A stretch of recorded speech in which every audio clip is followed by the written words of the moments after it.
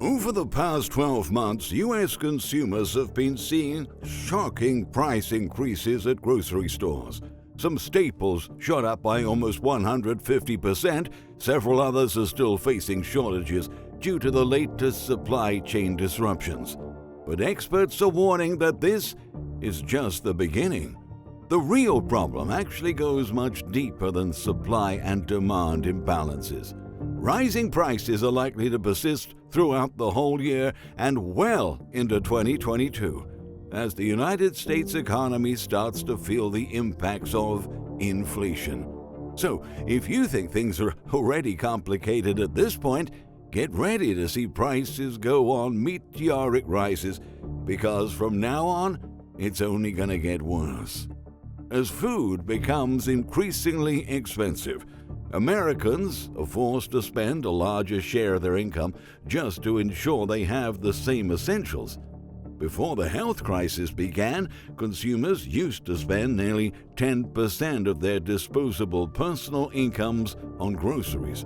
According to data released by USDA in 2019, Americans spent 9.5% of their income on food, divided between food at home, representing 4.9%, and food away from home, 4.6%.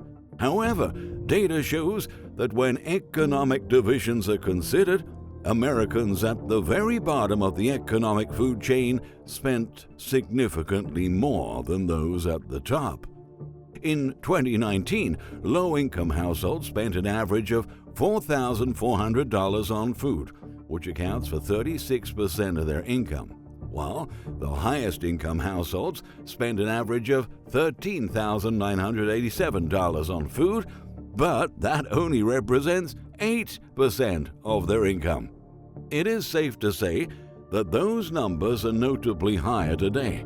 Economists are predicting that the percentage of disposable personal income that the average U.S. household spent on food in 2020 will near 40%, but official numbers from 2020 haven't been released yet.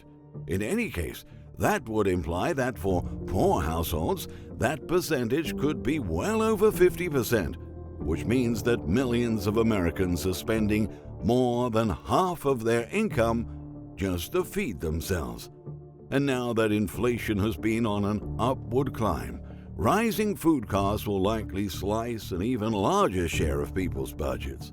A recent Bloomberg article reported that over the past 12 months, the price of corn jumped roughly 142% to $7.56 per bushel. That's the highest price seen in 8 years for the crop. Amongst the main drivers to this dramatic surge are a devastating drought in Brazil, which has decimated corn crops, and at the same time, an increased demand for grains in China is adding more pressure on global suppliers.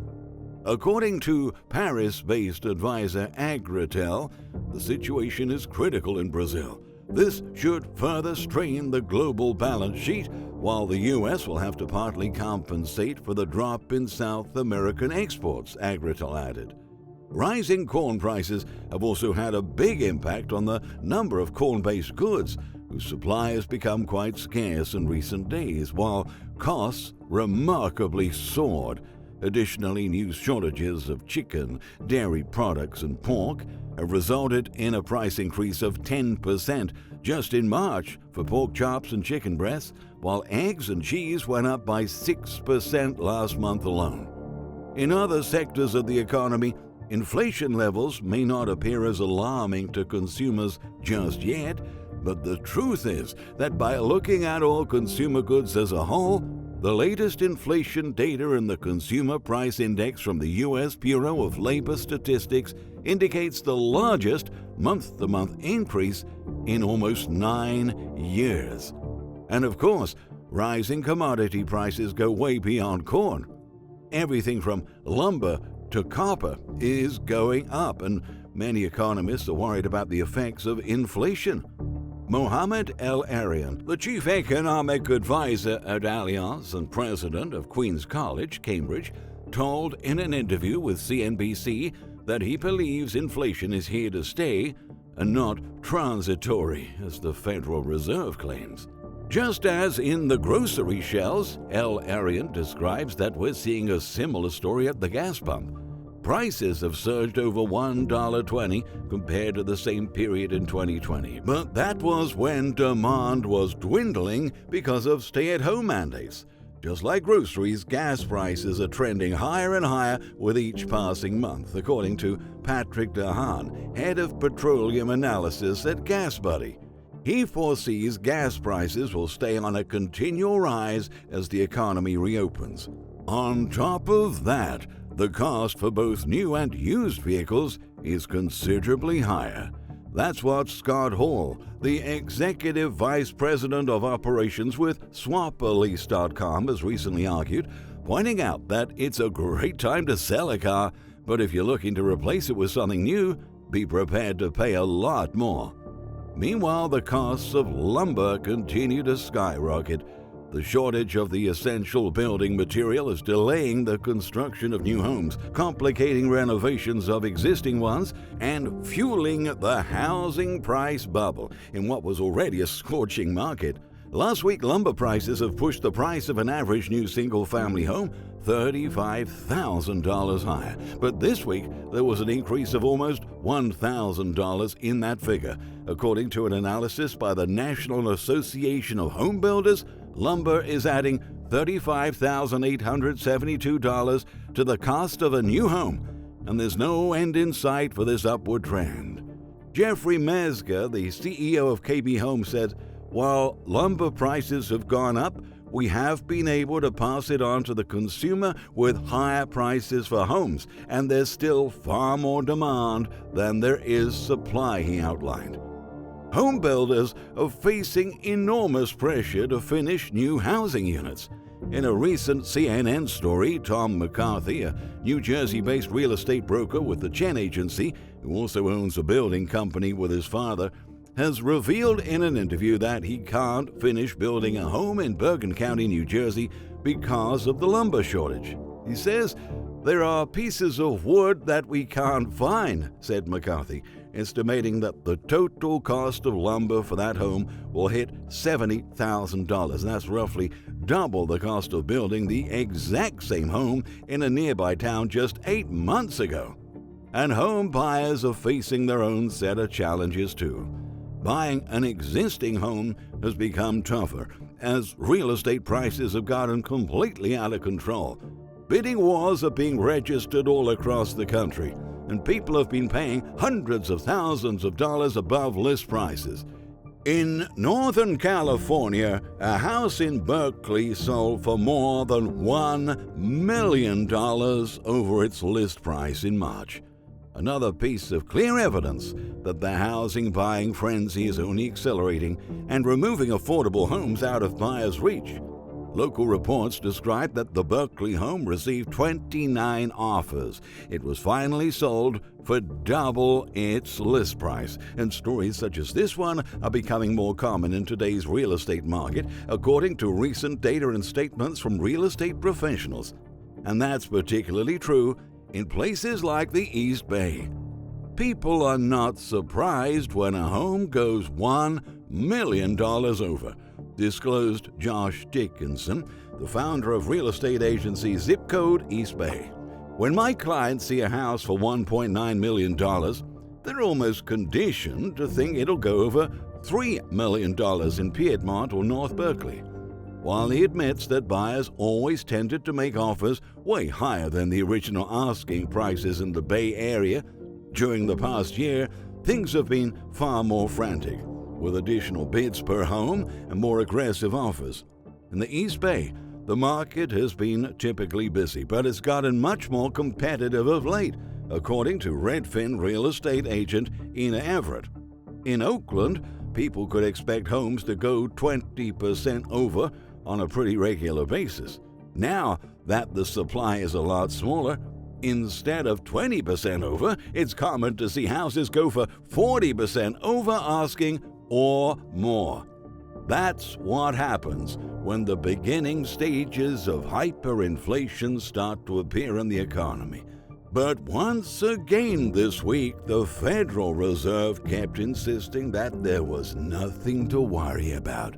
In fact, Boston Federal Reserve President Eric Rosengren, in an interview with MarketWatch on Wednesday, said that the factors pushing up inflation won't last. My view is that this acceleration in the rate of price increases is likely to prove temporary, Rosengren affirmed. But most economists disagree with this forecast. On that same day, U.S. Treasury Secretary Janet Yellen explicitly affirmed interest rates will have to rise somewhat to make sure that our economy doesn't overheat. Now, an overheating economy means high levels of inflation. So what she meant was that rates must rise to prevent runaway inflation. However, hours later, she took back what she had said and affirmed that interest rates would not have to rise because, she said, I don't think there's gonna be an inflationary problem. But you don't need to be an expert to see that there's clearly something wrong with their declarations. You see, at this stage, we have to acknowledge that inflation is not some potential problem that may or may not arise in the coming months. Inflation is already here. And another proof of that lies in the fact that several companies have announced price increases to their consumers. Months ago, food giants such as General Mills were complaining about a higher inflationary environment and input cost pressures in face of rising commodity prices. And now, Hershey's, Clorox, Shake Shack, Kimberly-Clark, Whirlpool, Hormel, Coca-Cola, among the many companies that have announced price increases. A recent survey released by Bank of America Global Research revealed that the number of mentions of inflation on corporate earnings calls has increased 800% compared to last year. We can definitely say that this is a major concern for the largest companies in the world. Investors are alarmed and consumers can see it.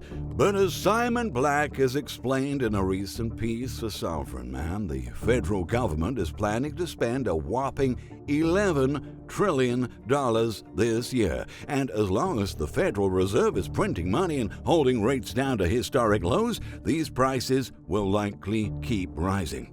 The spending plan that was supposed to help the population to make it through the worst economic recession in decades has ended up deteriorating people's purchasing power to the point of snatching up half of the income of millions of U.S. households so that they can buy food. Our leaders have let inflation run out of control so they can continue to print, to borrow, and to spend money recklessly without considering how this is affecting our living standards. As the cost of everything continues to climb, soon we will see a major national crisis emerging because it won't take long for people to start to loudly complain about how nightmarish inflation has become and how the American dream has been ruthlessly taken away from our hands. If you have enjoyed this video, you will probably enjoy Michael Snyder's latest book. It's called Lost Prophecies of the Future of America, and it's now available on Amazon. Feel free to share your thoughts in the comment section down below. And don't forget to turn on the bell to always get our latest notifications. From all of us, thank you very much for watching.